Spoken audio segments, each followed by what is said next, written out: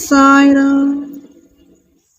ஓம் சாய் ரக்ஷக் சரணம் தேவா. அன்பு சகோதர சகோதரிகளே, ஸ்ரீ சாய்நாதரின் மகிமைகள் அளவற்றவை. அவரின் கருணை கடல் போன்றது. எவர் அவரை நம்பி சரணடைந்தார்களோ அவர்களின் வாழ்க்கை தெய்வீக அருளால் நிறைந்து விடுகிறது. சாய்நாத சரித்திரத்தின் 38ஆம் அதிகாரம் பாபாவின் வாக்கின் சக்தியையும் அவர் தன் பக்தர்களுக்காக எவ்வாறு அருள் காட்டினார் என்பதையும் வெளிப்படுத்துகிறது.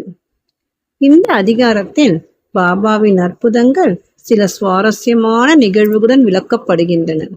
அவரது ஆசீர்வாதத்தால் பக்தர்கள் துன்பத்திலிருந்து மீண்டு ஆனந்த வாழ்வு அடைந்த நிகழ்ச்சிகளை இவ்வகுப்பு நமக்கு வெளிப்படுத்துகிறது. பாபாவின் உபதேசங்கள் எளியவையாக இருந்தாலும் ஆழமான ஆன்மீக அர்த்தம் கொண்டவை. அவரின் ஒவ்வொரு செயலும் தியானத்திற்கும் நம்பிக்கைக்கும் வழி நடத்துகின்றன. இப்போது நாம் ஒன்றாக சேர்ந்து சாய்நாத சச்சரித்திரம் 38ஆம் அதிகாரத்தின் தெய்வீக வரலாற்றை கேட்போம். சாய்நாதர் அருளால் நம் மனமும் நம் வாழ்க்கையும் ஒளியூட்டப்படும். ஓம் சாய்ராம். அத்தியாயம் 38. பாபாவின் ஹண்டி. கோயிலை மதிக்காதிருத்தல், காலா அல்லது கூட்டுக்கலவை, ஒரு கிண்ணம் மோர். சென்ற அத்தியாயத்தில் நாம் பாபாவின் சாவடி ஊர்வலத்தை பார்த்தோம். இந்த அத்தியாயத்தில் நாம் ஹண்டி என்ற பாபாவின் சமையல் பாத்திரத்தையும் மற்றும் சில விஷயங்களையும் காண்போம். முன்னுரை. ஓ புனிதமான சத்குரு சாயி, உலகம் அனைத்துக்கும் மகிழ்ச்சியை நல்கி அடியவர்களின் நலன்களை நிறைவேற்றி தங்களின் திருவடிகளை சரணடைந்தவர்களின் பேரிடர்களை போக்குவருமான தங்களை சரணடைவோர்களின் பாதுகாவலராகவும் இரட்சகராகவும் விளங்கும் தாங்கள் மக்களுக்காக இறங்கி அவர்களுக்கு நன்மை செய்யவே அவதரித்திருக்கிறீர்கள்.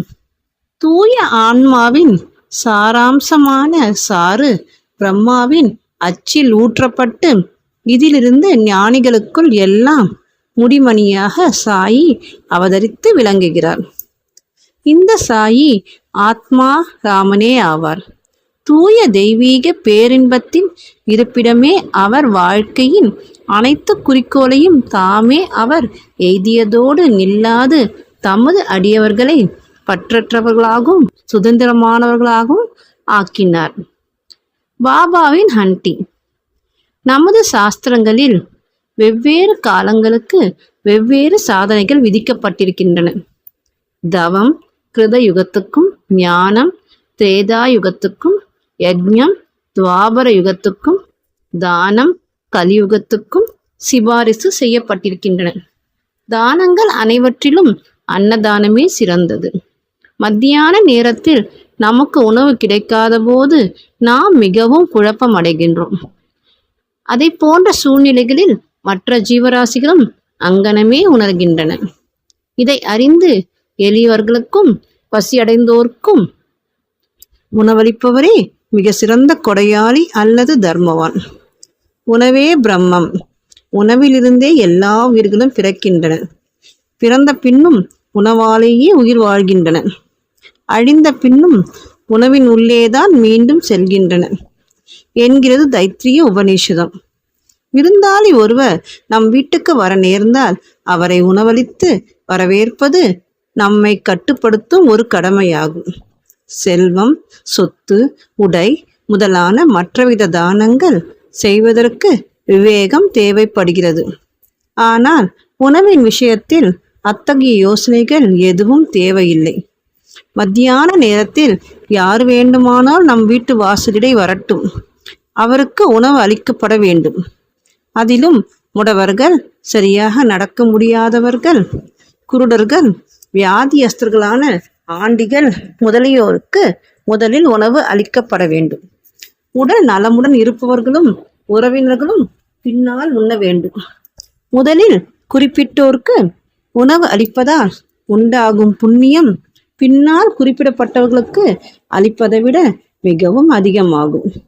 அன்னதானம் இல்லாத மற்ற தானங்கள் எல்லாம் நிலவற்ற நட்சத்திரங்கள் போன்றும், பதக்கமற்ற அட்டிகை போன்றும், முடிமணியற்ற கிரீடம் போன்றும், தாமரையற்ற குலத்தை போன்றும், பக்தியற்ற பஜனையைப் போன்றும் குங்குமமற்ற சுமங்கலியைப் போன்றும் இனிமையான சாரீரமில்லாத பாடலைப் போன்றும் உப்பற்ற தயிரை போன்றுமாக இருக்கிறது. வரன் பருப்பு சூப் மற்றெல்லா உணவு வகைகளை விட சிறந்திருப்பதைப் போன்று மற்றெல்லா புண்ணியங்களை விட அன்னதானம் சிறந்திருக்கின்றது. இப்போது பாபா எங்கன உணவு சமைத்து அதை விநியோகித்தார் என்பதை காண்போம். பாபாவுக்காக சிறிது உணவே தேவைப்பட்டது என்றும் அவருக்கு தேவையானதும் சில வீடுகளில் பிச்சை எடுத்து பெறப்பட்டது என்பதும் முன்னமேயே எடுத்துச் சொல்லப்பட்டு விட்டது. ஆயின் அனைவருக்கும் உணவளிக்க வேண்டும் என்று அவர் தீர்மானித்தால் ஆரம்பத்திலிருந்து முடிவு வரை அவர் யாரையும் எதிர்பார்க்கவில்லை, எவரையும் தொல்லைப்படுத்தவில்லை. முதலில் கடைவீதிக்கு சென்று சோளம், மாவு, நறுமண பலச்சரக்கு வகைகள் முதலிய எல்லாவற்றையும் பணம் கொடுத்து வாங்குகிறார். கோதுமை அரைத்தலையும் தாமே செய்கிறார். மசூதிக்கு முன்னாலுள்ள திறந்த இடத்தில் ஒரு பெரும் அடுப்பை அவர் ஏற்பாடு செய்து அடியில் நெருப்பை பற்ற வைத்து அதற்கு மேல் ஹண்டி என்னும் ஒரு பாத்திரத்தை சரியான அளவு தண்ணீர் ஊற்றி வைக்கிறார். 2 விதமான ஹண்டிகள் இருந்தன. ஒன்று சிறியது, மற்றொன்று பெரியது. முன்னது 50 பேருக்கு உணவளிக்க ஏற்றது, பின்னது 100 பேருக்கானது. சில சமயம் அவர் மிட்டே சாவல் என்று சர்க்கரை பொங்கலை சமைத்தார். மற்றும் சில சமயங்களில் புலவை மாமிசத்துடன் சமைத்தார். சில சமயங்களில் கொதித்து கொண்டிருக்கும் வரன் என்னும் சூப்பில் கோதுமை மாவை சிறு உருண்டைகளாகவோ அல்லது தட்டையான ரொட்டிகளாகவோ செய்து அதில் மிதக்க விட்டார். வாசனை பொருட்களை அம்மியில் வைத்து இடித்து தூளை சமையல் பாத்திரத்தில் போட்டார். உணவை மிகவும் சுவையானதாக்க அவர் எல்லா சிரமங்களையும் எடுத்துக்கொண்டார். ஜவ்வாரி மாவை தண்ணீருடன் குதிக்க விட்டு அதை தயிருடன் கலந்து அம்பீல் என்பதை தயார் செய்தார். உணவுடன் இந்த அம்பீலை அனைவருக்கும் ஒரே மாதிரியாக விநியோகித்தார். உணவு ஒழுங்காக வேகிறதா என்பதை பார்க்க பாபா தனது கஃப்னியின் கைகளை மேலே சுருட்டி விட்டு கொண்டு தனது வெறும் கையை கொதிக்கும் பாத்திரத்தில் துளியும் பயமின்றி விட்டு கொதிக்கும் கலவையை நன்றாக மேலும் கீழும் பக்கங்களிலும் கலக்கி விடுகிறார். கை வெந்ததற்கான எந்த அடையாளத்தையோ முகத்தில் பயத்தின் எவ்வித சாயலையோ காண முடிவதில்லை. சமையல் முடிந்ததும் பாத்திரங்களை பாபா மசூதிக்கு கொண்டு வந்து உரிய முறையில் மௌலியை கொண்டு புனிதமாக்கினார். முதல் உணவின் ஒரு பகுதியை மகா சாபதிக்கும் தாத்தியா பாட்டிலுக்கும் அனுப்பிவிட்டு மிச்சத்தை எல்லா ஏழை எளியவர்களுக்கும் திக்கற்றவர்களுக்கும் அவர்கள் உளம் நிறையும் வண்ணம் தமது கையாலேயே பரிமாறினார். பாபா தாமே சமைத்து பரிமாறிய உணவை உண்கொண்டவர்கள் நிச்சயமாக ஆசீர்வதிக்கப்பட்டவர்கள், அதிர்ஷ்டசாலிகள். இத்தருணத்தில் ஒரு சில சந்தேகத்தையும் கிளப்பலாம். பாபா காய்கறிகளையும் அசைவ உணவையும் பிரசாதமாக தமது அடியவர்களுக்கு ஒரே மாதிரியாகவா வழங்கினார்? விடை வெளிப்படையானதும் எளிதானதும் ஆகும். அசைவ உணவுக்கு பழக்கப்பட்டோருக்கு ஹண்டியிலிருந்து பிரசாதமாக உணவு வழங்கப்பட்டது. அதில் பழக்கமில்லாதவர்களை அதை தொட அனுமதிப்பதில்லை. இவ்வுணவை விசேஷமாக அனுசரிக்க அவர் அவர்களின் எவ்வித விருப்பத்தையோ ஆசையோ தூண்டிவிட்டதில்லை. குருவே பிரசாதமாக எதையாவது அளிக்கும் போது அது ஏற்றுக்கொள்ளத்தக்கதா இல்லையா என்று எண்ணுபவன் நரகத்தை அடைகிறான் என்னும் ஒரு கொள்கை நன்றாக உறுதி செய்யப்பட்டிருக்கிறது. இந்த கொள்கையை எந்த ஒரு சிறும் எவ்விதம் மனதில் ஏற்றுக்கொண்டிருக்கிறான் என்பதை அறிய சில நேரங்களில் பாபா சோதனைகள் நடத்துவார். உதாரணமாக, ஒரு ஏகாதசி தினத்தன்று தாத்தா கேல்கரிடம் சில ரூபாய்கள் கொடுத்து அவரையே நேராக போர்ஹாலாவுக்கு சென்று அங்கிருந்து மாமிசம் வாங்கி வரும்படி கூறினார். இந்த தாத்தா கேல்கர் ஒரு வைதீக பிராமணர். எல்லா வைதீக சம்பிரதாயங்களையும் வாழ்க்கையில் அனுசரித்தவர். செல்வம், தானியங்கள், உடை முதலியவைகளை சத்குருவிற்கு சமர்ப்பிக்கும் போதெல்லாம் போதாதென்றும் முழுநிறை நம்பிக்கையுள்ள கீழ்ப்படிதலும் அவரது உத்தரவுகளை சரிநுட்பமாக நிறைவேற்றுதலுமே அவரை மிகவும் மகிழ்விக்கும் உண்மையான தட்சிணையாகும் என்பதை அவர் அறிவார். எனவே தாத்தா கேல்கர் உடைகளை உடுத்திக்கொண்டு அவ்விடத்துக்கு கிளம்பினார். பிறகு பாபா அவரை கூப்பிட்டு, நீயே போகாதே, யாரையாவது அனுப்பு என்று கூறினார். இதன் பேரில் தாதா தனது வேலையால் பாண்டுவை இதற்காக அனுப்பினார். பாபா அவரையும் திருப்பி வர சொல்லி அதையும் ரத்து செய்துவிட்டார். மற்றொரு சந்தர்ப்பத்தின் போது புலவ் என்னும் மாமிசக்கறி உப்பு சரியாக இருக்கிறதா என்று சற்று சுவைத்து பார்க்கும்படி பாபா தாதாவை கேட்டார். பின்னவர் சாதாரணமாகவும் முறைக்காகவும் அது சரியாக இருக்கின்றது என்று கூறினார். அதற்கு பாபா, நீ கண்ணால் பார்த்ததோ நாவால் சுவைத்ததோ கிடையாது, பின்னர் அது சுவையாய் இருக்கிறது என்று எப்படி உன்னால் உரைக்க முடியும்? பாத்திரத்தின் மூடியை திறந்து பார் என்று கூறிக்கொண்டே பாபா அவரது கையை பிடித்து பானைக்குள் அழுத்தி கையை முன்னால் நீட்டி கரண்டியை எடுத்து, வைதீகத்தை பற்றி கவலைப்படாமல் பதறாமல் கொஞ்சம் எடுத்து உன் சாப்பாட்டில் போட்டுக்கொள் என்றார். தாய்க்கு குழந்தையிடம் ஒரு உண்மையான அன்பின் அலை தோன்றும் போது அதை கிள்ளிவிட்டு அது அழத் தொடங்கியதும் அதை தன் மார்போடு அணைத்துக் கொள்கிறார். அவ்வாறே பாபா உண்மையான தாய் என்ற முறையில் தாத்தா கேல்கரை இவ்விதமாக கிள்ளிவிட்டார். உண்மையில் எந்த ஞானியோ அல்லது குருவோ தடுக்கப்பட்ட உணவை தனது வைதீக சிறை உண்ணும்படி வற்புறுத்தி அதன் மூலம் தம்மை கீழ்மைப்படுத்தி கொள்ள மாட்டார். இந்த ஹண்டி விவகாரம் 1910ஆம் ஆண்டு வரை சில காலம் நடந்தது. பிறகு நின்றுவிட்டது. முன்னரே கூறியதை போன்று தாஸ்கனு பாபாவின் புகழை பம்பாய் மாகாணமெங்கிலும் தம் கீர்த்தனைகளால் பரப்பினார். நாட்டின் அந்த பகுதியிலிருந்து ஷீரடிக்கு மக்கள் திரளாக வந்து கூடத் தொடங்கினர். ஷீரடி சில நாட்களுக்குள்ளாகவே ஒரு புனித கஷேத்திரம் ஆகிவிட்டது. பக்தர்கள் வெகுமதி அளிப்பதற்காக பல்வேறு பொருட்களை கொண்டு வந்தனர். வெவ்வேறு உணவு வகைகளை நைவேத்தியமாக சமர்ப்பித்தனர். அவர்கள் அவ்வாறு அளித்த உணவுப் பொருட்கள் எவ்வளவு என்றால், பக்கிரிகளும் ஆண்டிகளும் வயிறு புடைக்க உண்டுவிட்டு இன்னும் மீதி இருக்கும் அளவு இருந்தது. எங்கனம் நைவேத்தியம் பகிர்ந்தளிக்கப்பட்டது என்று கூறும் முன்பு உள்ளூரில் இருந்த கோயில்களின் மீதும் தெய்வங்களின் மீதும் பாபாவுக்கு எத்தகைய மரியாதையும் ஆர்வமும் இருந்தது என்பதை விளக்கும் ஞானா சாஹேப் சாந்தோர்கரின் கதையை எடுத்துக்கொள்வோம். ஞானா சாஹேப் கோயிலை மதியாதிருத்தல்.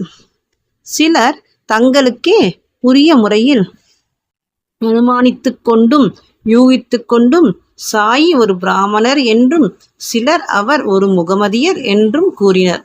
உண்மையில் அவர் எந்த ஜாதியையும் சேர்ந்தவர் அல்ல. எப்போது எந்த ஜாதியில் பிறந்தார் என்பதையும் அவரது பெற்றோர் யார் என்பதையும் ஒருவரும் நிச்சயமாக அறிந்திருக்கவில்லை. பின்னர் அவர் எங்கன ஒரு பிராமணராகவோ முகமதியராகவோ இருக்க முடியும்? அவர் ஒரு முகமதியர் என்றால் மசூதியில் அணையாமல் எப்போதும் துனியை எரிய வைத்து கொண்டிருக்க முடியும். அங்கு எங்கனம் ஒரு துளசி பிருந்தாவனம் இருக்க முடியும்? சங்கோசை, மணியோசை, இன்னிசை கருவிகள் ஆகியவைகளை எங்கனம் அனுமதிக்க முடியும்? அவர் இந்து வழிபாட்டு முறைகளின் எல்லா அம்சங்களையும் எங்கனம் நடக்க விட்டிருக்க முடியும்? அவர் ஒரு முகமதியராய் இருந்தால் அவர் காதுகள் குத்தப்பட்டிருக்குமா? இந்து கோயில்களை செப்பனிட தம் கையில் இருந்த பணத்தை அவர் செலவு செய்திருக்க முடியுமா? மாறுபாடாக இந்து கோயில்களையும் தெய்வங்களையும் மதியாமல் இருப்பதை அவர் சிறிதும் சகிப்பதில்லை. ஒருமுறை ஞானா சாஹேப் சாந்தோர்கர் திரு பினிவாலே என்ற தனது சட்டகருடன் ஷீரடிக்கு வந்தார். அவர்கள் மசூதிக்கு சென்று பாபாவின் முன்னால் அமர்ந்து பேசிக் கொண்டிருந்த போது பாபா திடீரென்று ஞானா சாஹேபின் மீது கோபமடைந்தார். நீ இவ்வளவு காலம் எனது கூட்டிரவில் இருக்கிறாய், எங்கனம் நீ இவ்விதம் நடந்து கொள்கிறாய் என்று கேட்டார். முதலில் ஞானா சாஹேப்க்கு ஒன்றும் புரியவில்லை. தாழ்மையுடன் விளங்கும்படி கேட்டுக்கொண்டார். பாபா அவரை கோபர்காங் எப்போது வந்தார் என்றும் அங்கிருந்து ஷீரடிக்கு எங்கன வந்தார் என்பதையும் கேட்டார்.